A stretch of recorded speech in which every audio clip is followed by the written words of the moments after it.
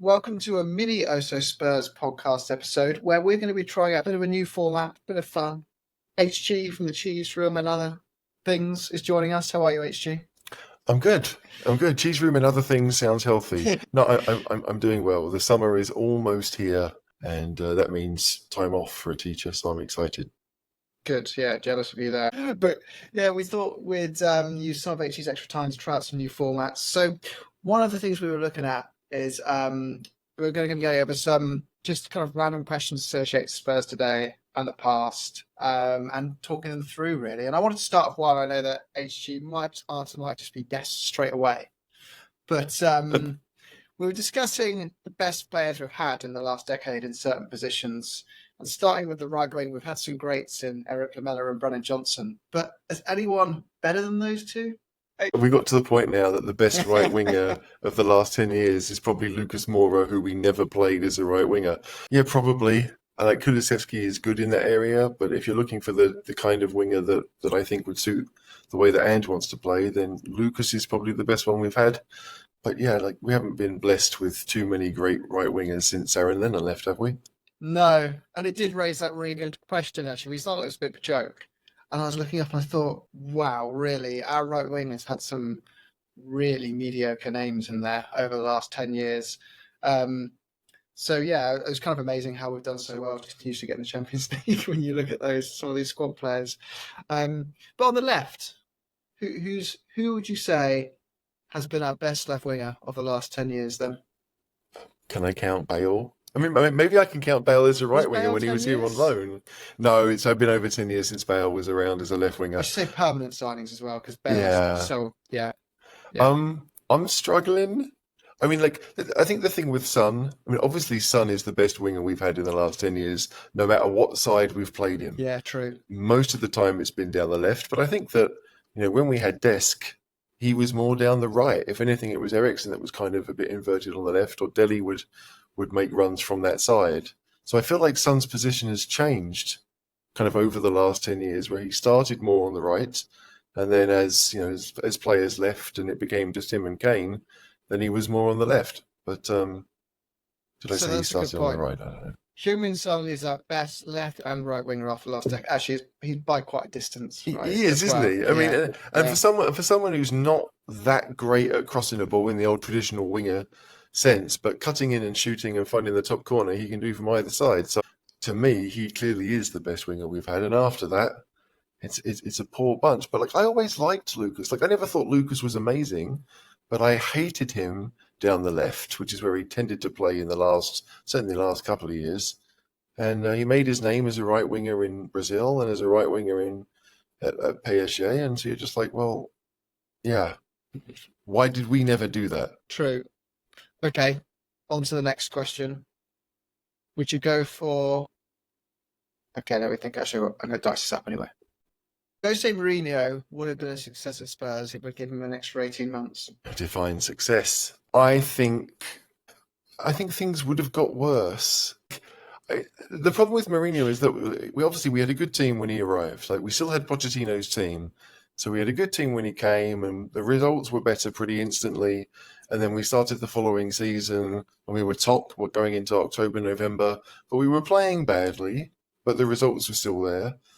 And then, so I don't really think we'd have got better. Maybe we'd have got better results playing the same kind of bad football, but I don't know if I don't know if success would have been at the end of that. But yeah, it was a weird one because I think that season we started okay. It was just, yeah, we never really finished it. We would have probably had... Well, a lot of people say if we hadn't sacked him, we would have won that trophy. But I'm still not convinced we'd have won that game, regardless who was in charge. I mean, is it like he didn't have a full season, so it's kind of weird. But when you think the full season he had, we got progressively worse. I don't think things would have got better. So yeah. It did seem to tail off quite drastically. Yeah. Okay, what other one did I have here? Okay, this is a good one. Honestly, even as a Tottenham fan, do you think Tottenham Hotspur can win the Premier League in the next 3 years under Ange Postecoglou if he's given at least £100 million each transfer window to spend? And if so, what needs to also happen for him to win the Premier League? All right, so look, I'm going to say yes because otherwise the question dies. Like in the next 3 years, yes, 100 million a year. I think that's probably what the club can afford to do. So I don't see anything wrong with that. I think a lot does depend on what the other teams are up to. Clearly, Liverpool have lost their manager. Man City may well lose their manager at the end of next season, and Arsenal sadly look best placed to take over. But yeah, there's gaps there. It's available. So if we invest wisely and we invest well, as much as my head says, "Are you crazy for saying this?" Yeah, like I don't see why not. Spurs are a big club, and we can take advantage if we're run well. So I'd like to think it's possible. Absolutely. What's okay? If you hurry about this, what are your expectations if you could fast forward 3 years from now, regardless of can we win the league or not? What is the minimum, and what are your expectations for a successful 3 years under Ange? Does it include? It doesn't have to include trophies if you don't think that's required. What would that look like? Like I think for Spurs to improve, we have to be a club that regularly finishes in the top four and regularly challenges for all the competitions we're in. Obviously, the odd draw can go against us, but I think if Spurs are making quarterfinals, semi-finals of the competitions they enter and can maintain a top four finish, especially when there are a number of clubs now that really believe that they should be in that top four, then we'll clearly have improved. Obviously, you hope that trophies come with it, but Spurs have been a bit of a yo-yo club when it comes to top four, and I want us to be a Man City or a Liverpool or dare I say it now, Arsenal that seem to be qualifying year on year or look good value to do it. I know that Liverpool missed a year. I know Chelsea have missed a couple of years now. So it's quite difficult to do it consistently. But I think that if Spurs want to be that kind of club, that's the stage we have to get to. We have to attack every single competition, try and win them all, and be good enough to maintain a top four finish. So maintain the top four and a couple of pots along the way. Would be lovely. I mean, that's clearly success, isn't it? But no, it's tough. It's going to be tough for Spurs to make that last final step. But there's nothing to say that we can't. It's just about whether the club is run well and whether we buy good players and whether we have a plan in place. As I said, now that City and Liverpool seem to be approaching a bit of a downturn just because their managers are leaving, there's a massive opportunity for someone. And so why not Spurs? Yeah, agree. And yeah, obviously, City's charges are the big one, aren't they? And the fact that Man United are in a complete mess, that just leaves two behemoths out of the way if all was to align on that front. Yeah, and you look at Chelsea. I mean, now that Pochettino's gone, it's a bit up in the air. Like they've got good players, but you don't know what Maresca's going to do. It does feel like it's open for a number of teams, not just Spurs. But the days of there being a massive two followed by maybe Arsenal chasing, I don't think they'll be here much longer. So maybe not this season coming, but after that, Spurs, there's no reason why we can't be up there. Yeah. And this one links into something that I think we need to do to have a chance of winning the Premier League or, entering that bracket of actually seeing trophies over the line and doing well in Europe. And that is leveraging our youth academy better. Because as a club that is at max capacity, spending around £100 million a season on players, but never being able to compete on the wages front, the level that Man City and even Man United and Liverpool can do as well. You have to leverage that youth academy. And even though I said Liverpool do spend more on wages, it's still miles behind City. And what they've done is they've brought in players like Trent that have effectively been £100 million players that they would never have been able to sign if they hadn't come through the academy in the first place, that have enabled them to push to that next level. Do we do enough with our academy? Is it a case in your view that you simply are good enough players, you can't polish a turd, I guess is the expression people use? Or is it we're not doing enough to use that academy? I mean, we went through a period in the last few years where we've seen our best young players leave, right? I mean, Madueke is one. There was another guy, is it Bennett's, that went off to German football before he really got involved in the under-21s too much. That seems to have changed with Spurs. So whether we're paying these players more money, because obviously even the best academy players, they want paying good money. They're not going to join Spurs if they're not getting good money. And I think that might be where we've changed things up a little bit. Now that players know that even in the academy, we're going to pay good money for them, and we're going to give them lots of money, then they're willing to stay. And if you get the best players into the club, then they are more likely to make that jump to the first team. You look at City and other clubs that have done it. Obviously, Cole Palmer came through at City, but this idea that are they there because they're from that area? Are they there because City are paying the most? What enables City to then give those players minutes in the first team that, let's face it, Spurs haven't done, despite playing in lesser competitions a number of those years. So it's a weird one, but I always believe that you shouldn't give youth players a chance unless they're good enough, unless you really think they are good enough. And I think for a number of years, the vast majority of Spurs players coming through the academy, they haven't been good enough. It's not as if our players have been, signed up by championship teams and had a good career at the championship level. The ones that we can think of, we've had Kane, we've had Winks, and we've had Skip in 10 years, 15 years? Yeah. That's not enough. And so although we've had like hopes and prayers coming through, very few of them have been good enough to play at the championship level. So it's a mixture of both, but I think that it does appear now with the success that the academy is having, that we are getting better players through the door, and those better prospects are signing for Spurs because they believe it's a good investment for them as well as for us. Yeah, and there's this debate that goes on, and there was a couple of football coaches talking on some show. I can't remember what it was now, but they were explaining as well that Spurs have this issue with their academy players, where a lot of Premier League clubs have this issue. It's not to Spurs, but these players, if they take the risk and go out on loan to a League One side or a Championship side, and it goes wrong, and they don't have a successful period, they could find themselves pushed out of the comfortable environment of a Premier League football club on good money with the Nike sponsorships and all that kind of stuff, and having to rebuild their reputation all over again. And then you're just one bad injury away from your career being completely over. Or you can say, I can get a contract of 5 to 10 grand a week, still very good money. I can stay at a Premier League club, and I've got that fallback that I could drop down in an emergency to a Championship or League One club, just purely on reputation of having been associated to the big Premier League brand, and just wait for my chance in the first team, and it may or may not come. But I think we've got ones like Alfie Whiteman, who we say, why are you still there? Why are you just not pushing yourself? And he's probably sat there thinking, I think he's on 10 grand a week now, saying, I've got 3 kids, a wife, I get to spend a lot of time with them in a no pressure environment. I can go shopping and people don't recognize me. I'm hanging out with all my heroes as a Spurs fan on a daily basis. Why would I leave? So you can kind of see that, and maybe that's a bit of a cultural thing where we need to be a bit of a mean machine culture of, we only want to keep you if you want to push yourself here. Yeah, and you also have to, I'm not being funny. If it was my child, I would be telling them to go to the big academy and to get the money while they can, because we all know it's unlikely that you're going to make the money that we all dream of. So I understand that. But having said that, you then need to go out and play. There is no point hanging around in an academy. Like, it's nice to win trophies at the under-21 level. I'm sure those Spurs players that did it this year will always remember it. But the next step is now here in their face. And if there's no space for them to play at Spurs, then they have to get out and play regular senior football. That is the next step. And so I think with Spurs, we've had a number of players. Parrott is the perfect example, who has spent years out on loan, right? And Spurs fans are hoping that they'll come back and be ready for the first team.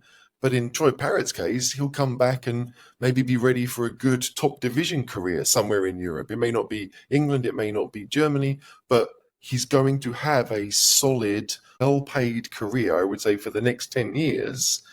And that's because he went out on loan and figured it out for himself. Had he scored a bucket load of goals in the under-21s, he would still need to do what he's done. Yeah. So I think we have to kind of, like, the loan system Spurs have used badly.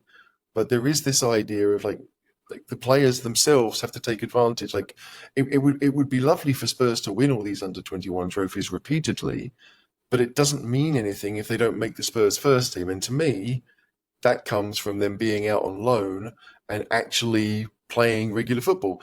Another one's come to mind with Spurs is Andros Townsend, who really has had a good Premier League career despite not playing that many games for Spurs. A couple of seasons he was around, but never a regular.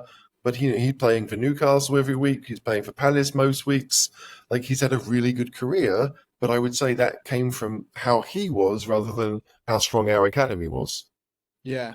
And I think it's a bit different for someone like Townsend in the sense that I think he had enough points in the bag whereby if it didn't work out, he'd get a second opportunity or a third opportunity to make it work. But I think for Alfie Whiteman or I don't know, I'm just thinking of Donnelly, it's so easy for that career just to vanish into nothingness if you don't get that next step right. Maybe Donnelly's a bit different because he's that bit younger, but and someone like Mickey Moore, even he's only 18, he'll get that chance. But I think we're seeing it now in a way with Parrott, aren't we? That he's having a decent loan spell, and he's desperately just clawing at. I want to go back to Tottenham. I want to go back to Tottenham. I want to play for Tottenham. And there's a risk now that we might be saying you haven't done enough. Off you go. Your career's now in the Dutch league, which is still really good level footballer to be at, but he's no longer a part of his boyhood club that he wants to be a part of because he took the risk. Yeah, but I mean, that's the weird thing. Like, I don't think, personally, I'm not sure Troy Parrott would be that much closer to the first team had he stayed. We may not have signed Utlise. He may have played more games for Spurs. Like, he may have scored more goals because he was playing with better players. Like, I think when he went to Preston, they were quite a defensive side, so it was tough for him to do what he's best at. He was asked to do different things, and that plays a massive role in it. Like, we saw even with Ashley Phillips and Alfie Devine, they went off to Plymouth to play with the England guy who knew them really well, and then things didn't really work out, and the manager got sacked, and then Devine got fewer minutes, and there are so many things that are kind of up in the air with a loan move, but I still think that it's up to the player really to make themselves good enough to be at least a squad level Spurs player. Like, I don't think, like, none of us expect the new Harry Kane to come through every 10 years. Like, to me, will be a one-off. But if we can have, let's say, 3 or 4 that are in the first team squad where we don't feel like they're only here because they count as being club grown and they're actually good enough, that's really all Spurs. That's a great answer. That's a great result for Spurs to get that. The idea that we're going to have someone, 2 or 3 players in the first team, right, to me, that's almost unrealistic.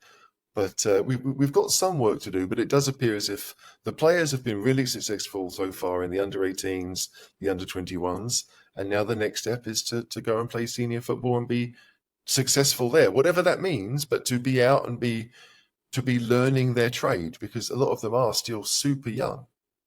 Yeah, and you could argue if you define our youth players as anyone who's club grown or under 21 have been at the club for more than 2 years, our two best club grown players are probably Kyle Walker Peters, okay, Harry Kane aside, and Marcus Edwards, right? And you could argue those are the ones that took plunges to leave the club and as a result have gone on strength to strength. And Harry Winks, of course, he's another one. I think with Walker Peters, he almost stayed too long, Mm. hoping that he would get the chance, hoping that, whether he was backup or third choice or whatever, he never really got the chance to play regularly for Spurs. And that affected his development, I think. So he's been at Southampton for a number of years. And yeah, you could come back to Spurs and be useful because of the squad status, but it's about getting those regular minutes and proving that you are good enough to play at that level. Like, I'm really interested, as much as it's pre-season, I'm interested to see which players come in and take whatever chances they're given, because, we saw Dele Alli do it, where he came in and we all thought, this guy's good enough. And it took a pre-season game, a friendly game, but we thought, no, he's got what it takes. And none of us were worried after that. We knew it was a case of experience, but the talent was there, the mentality was there. And so if there's going to be a chance this summer in pre-season for those youngsters to stake their claim, then great. But the timing of it is so important. And I don't think if you're 19, 20, that you should be looking to get a loan. You should be looking to get out there. People like Donnelly, who may well be good enough for a squad role at Spurs, because we see so much promise and we want him to be that, it might be better for him to say, okay, that's great, but maybe this is the time for me to go. And to go out on loan. And it's a tough decision, because he could also look at it and say, well, we don't have too many attacking midfielders right now. If there's an injury to Madison, which has happened, or that, who else is going to come in, it might be the best time for him to stay and take the chance when it comes. It's a weird and difficult decision to do, but I do think that loans are massively important.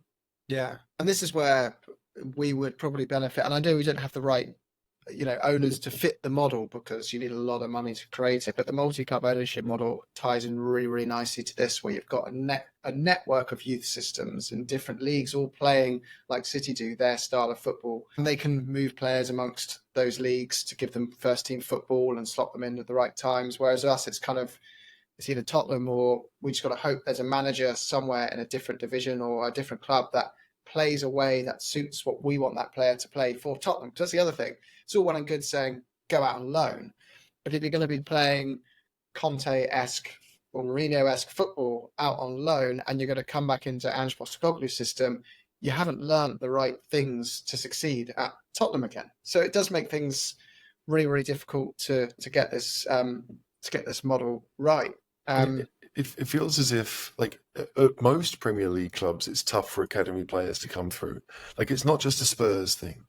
Like, I mean, I can think of, Crystal Palace, everyone raves about how young their squad is and how good their players are, but the ones you want are not Palace products, right? I mean, Zaha came through at Palace, Easy didn't, and Olise didn't, and Mark Grahey didn't, and Wharton hasn't. Do you know what I mean? So, like, even they're fighting this idea of, like, maybe we want to give our youth players products, we want to give the local lads a chance, but there are players out there that have played senior football, and we trust that more. And so, even though people like Olise, they were never out on loan from Premier League clubs, they were still playing senior football at a young age, and I understand the logic of saying they are more likely to be trusted than someone who has been kind of cosseted and has had a nice wage and an easy life. It's almost not a talent thing. It's a mentality thing that players have to go out and believe that they belong and that they can do it. Yeah, I think that's a good point, actually. So much of it is, down to where you are as in a headspace as a human being as well. Like it kind of saying around the personality, like we all go through peaks and troughs in our own careers, right? Some people are quite happy saying, I want to make as much money as I can whilst enjoying myself and not feeling too stressed out. But I want that right balance of feeling like I'm learning, developing and doing new things. Whereas other people have that, I need to be number one, I need to be the best, I need to be pushed, I need to be driven. And they also, like you were saying about what you would do for your child might be different to what, I don't know, just say what I would do for mine. I might say, I don't care to my son, Jack, you're leaving Spurs and you need to go into League Two and toughen up a bit. I didn't like how you couldn't handle being 2-footed earlier. Whereas, and another person might say, no, I want to encourage my child through other methods. I want them to be comfortable in the environment they're comfortable in. I want to encourage them and lead with positive enforcement, not negative enforcement, not trying to force that kind of culture, which other players maybe have grown up in and it's worked for them, but not for others. So yeah, it is all very, very different. But this leads to a question that I guess, look, we've got to, as a squad, integrate, by looks of it, at least a minimum of 2 club-grown players into the squad from our youth academy if we want to have a full squad for Europe next year.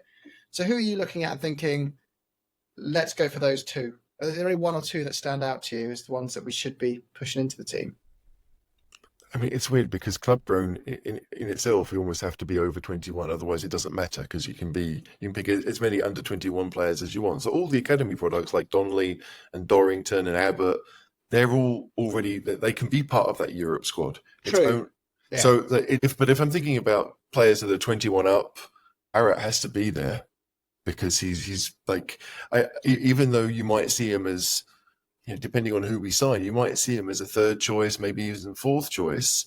You're looking at Skip, will stay. You're looking at Austin, will stay, probably. If Skip goes, then you need even more. But if you're looking at over 21s, there aren't that many that could come back and do it, right?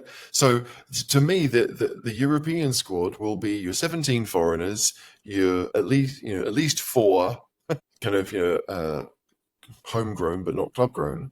And then if you needed others, then you'd use the academy squad. I'm not so personally, it's not so important to me to make sure we get club grown players. But if we were going to keep some around to do it, then Parrott is at the head of the list as far as I'm concerned.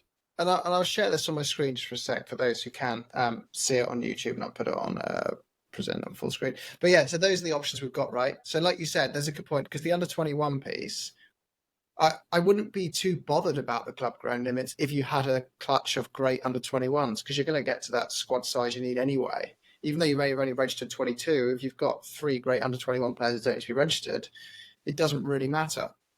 But there is a rule now, the under 21s, but that they have to have been at the club for obviously 2 years before in Europe to count as an under 21 player.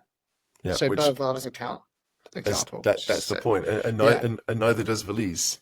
Yeah, so that leaves us really with, like you're saying, there's the Ashley Phillips, Mickey Moore, Alfie Devine. No, not Ashley Phillips, sorry. So you've got Mickey Moore, Alfie Devine, Dane Scarlett, Jamie Donnelly, and Dorrington. That's it.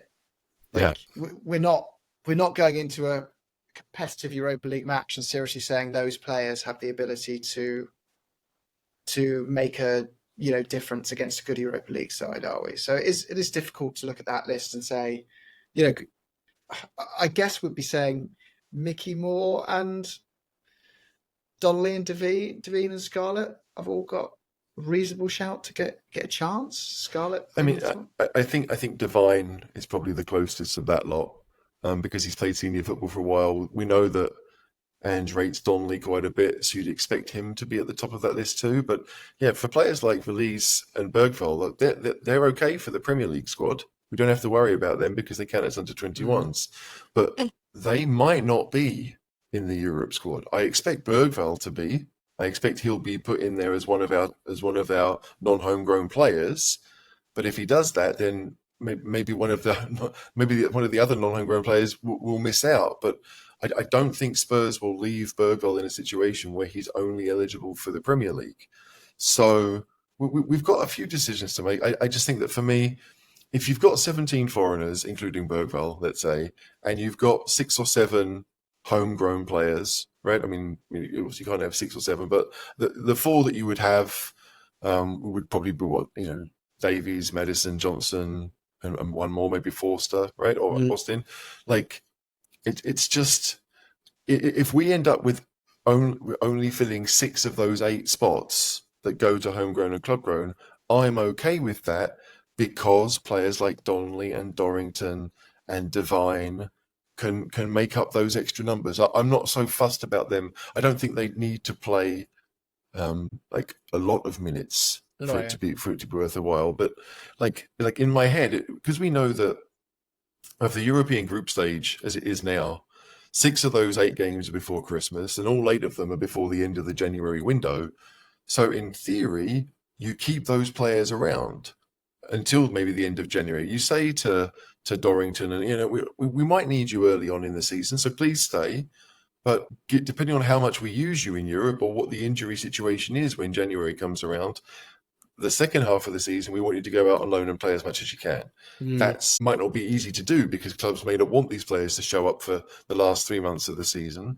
But still, when you look at the games that Spurs have to play, it does make sense to keep those better academy prospects around who can bolster that Europa League squad.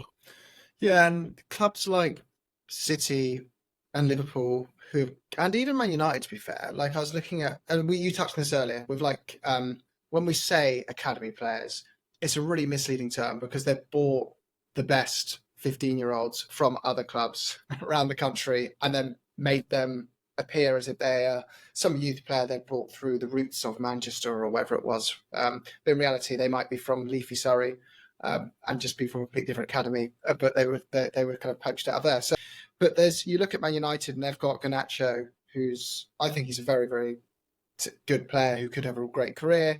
And when you look at the way City have nurtured Foden, it's so much easier when you're 3-0 up, when you're first starting with Foden, and you've got the best defence in the league and the best goalkeeper in the league and the best striker in the league and the best wingers in the league around them. You go, I'm going to give you 40 minutes now, but don't stress out because we've got the world's best number 6 protecting you from that big lump over there.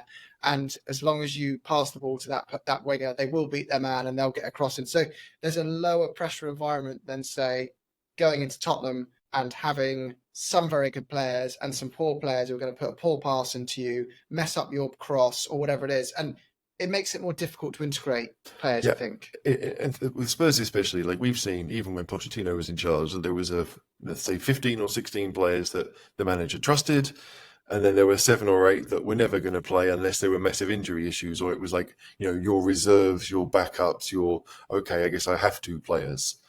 Mm-hmm. With Man City, it feels like they have a pretty small squad, really, but they have, let's say, 18 or 19 players that they trust completely. And it doesn't, and they rotate so often that it doesn't really matter which 1 or 2 are new. Like when Foden came through, or when Oscar Bob has played a few games, like it doesn't feel like a massive downturn in quality because those players have come in to do one particular thing. So until Spurs get to the point where we can say, hey, we've got 18 or 19 that we trust that are as good as each other, then we can look at the others and say, it doesn't, we don't mind throwing like Jamie Donnelly in if he's playing alongside our better players, Mm-hmm. but you don't throw them in alongside the players that you don't trust to begin Exactly. with.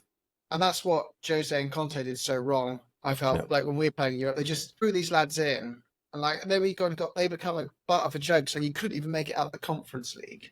It's like, well, no wonder. Like the Conference League, we may laugh at it, but there's still some really good footballers in that competition and really good teams. Not if you compare them to Man City, but if you compare them to professional football teams in and around the Premier League, there are some really good sides in that. And we just chucked a bunch of kids in and said, "You got Brian Hill next to you. Good luck." It's just not. It's not the same as saying you've got Doku or Jack Grealish next to you on the left supporting you. So, yeah, we set them up for failure. I think that's good analysis of this conversation is, in summary, we could integrate players more, but we need to integrate them in more carefully. That's what you're saying. Like they need to be put into a game whereby we're playing our strongest team bar 2 players, and then we're bringing in a couple of youth players, not a mass rotation because we're playing Fulham in the cup and then getting ducked out. Wonder if that happened recently, didn't it? How that went as well. And then all that happens is those players' confidence obviously goes to the floor as well, and fans don't give them time and all that stuff. So, I've always thought that it's not even about integrating players, really. It's just about using the squad that we have. We haven't used it wisely, and we don't really seem to know how, and we don't look at the other teams that seem to do it well. yeah. As much as we all might be able to pick out what Man City's best 11 is or what Arsenal's best 11 is, they don't start every game, right? No. If they have European games where they think, actually, we've got a big European tie midweek, so we can't go full strength at the weekend, they don't. And when they have to, they do, but they're able to look at it and kind of plan a little bit. And obviously, it takes guts to do that. Like you don't want to drop points to teams that you shouldn't, but you can't trust all your squad if you don't give them the opportunity to play those bigger games. Like an away game at some team that's 9th or 8th, you shouldn't need, if you want to be a really big team, you don't need to play all of your best players to win that game. You shouldn't need to. No. And that again it takes guts. It's not easy, but I think that if Spurs are able to not just build the depth, but to have players that they trust, regardless of how good you might think they are. They fit the system. They know the system. Like Man United won the league with players like John O'Shea playing regularly. No one thinks he's as good as Rio Ferdinand. No one thinks he's as good as the players that they had who were in their best team. But he was a massive part of what they did. And Spurs need to find a way to be like that. But this is where, it's a bad example in the sense because he's going to cost 50 million quid. But if Conor Gallagher had been available come from our youth academy, I think you'd have some people saying sell him, not good enough. But he's the exact type of player. And I was speaking to a good friend who's a Chelsea fan about this. He was saying, I'm gutted with selling him because he's exactly what you're describing there. He is the player you start in a Europa League game and think we've still got a decent level of footballer here who's going to put a shift in. And he's the type of player like John O'Shea as defender, but that kind of ability level. But you can bring him into big matches and say he's not going to be a big weakness in the side. He's not going to be a big strength, but he's important to the squad. He's going to be versatile. He's going to work hard. He's going to do what the manager says, and it's not going to be a massive drop off in quality from my starting player in that position. So he's just that useful engine that could, and O'Shea was great as well and so was Evans, because they were players you'd look at Fergie's squad and you're going, they've got 8 injuries this week, they're screwed. And you go, how have you put a decent team out? And it's because they had all these players that could just play different roles and adapt to injuries and just get them over the line with a 6 or 7 out of 10 performance. It was just enough, despite the adversity. Like the money that a team has dictates the quality of their squad, generally speaking, right? But the success of that team is based on the manager. Like we can buy all the best players in the world, and we can have those players that are versatile and can do many a job and fill a role. But the manager is the one that kind of sets it. They're the ones that ensure the team stay concentrated and stay focused. And there's no, as much as we can sit here and say the reason why Man City, Liverpool, and Arsenal are the best is because they spend the most. A lot of it is because they have decent managers. And they know, the players know what's expected of them. None of us are sitting here saying we need to sign Tomiyasu, right? None of us. Well, but a player like that can play all across the back four and is actually a good, solid player, every squad needs him, absolutely. But the best teams don't spend 50 million on them. That's the key point. Yeah, but there is a difference where, and I don't be saying. And there's examples of a lot, right? Like Man City and successful clubs like Real Madrid, even often they get great players for lower transfer fees. Oh, they only cost 30, 40 mil. That's our budget. But and also the manager things. There's two sides to that. The player thing I think is true, but when a player is available for that kind of money, they are available for that kind of money to everyone, but they also have the choice of everyone. And therefore they're not going to pick a Tottenham Hotspur, even if we did go, Haaland, 50 million quid, we're in the ring. He's going to go, don't care. I've got Real Madrid and Man City who want me. Not interested. So it's not a great side. Picking the blindly obvious bargains is not great, use of your resources. It's just common sense and an advantage you have as an elite club that stemmed from that money in the first place. And it goes back to wanting to play for a Pep Guardiola. But again, City don't have Pep without the money, because Pep doesn't. Mancini doesn't join Man City without the money and that pathway ahead of him. Robinho never joins Man City and kicks off this big brand rise. Pep doesn't join City without that commitment and knowledge that they've got this financial backing. So it's all connected ultimately to the financial clout those clubs have. But the whole argument falls apart because everyone just goes, look at Man United, they can't make it work though, which absolutely I find so frustrating because fine, there's a village idiot in the room ruining that philosophy, but it doesn't make the philosophy wrong. But yeah, I think we'll wrap up there because we've gone on for quite a bit. But no, it's good. It was really good to chat, actually. I didn't expect to get 40 minutes, so that was awesome. Thanks. Good. No worries. Yeah, up Spurs.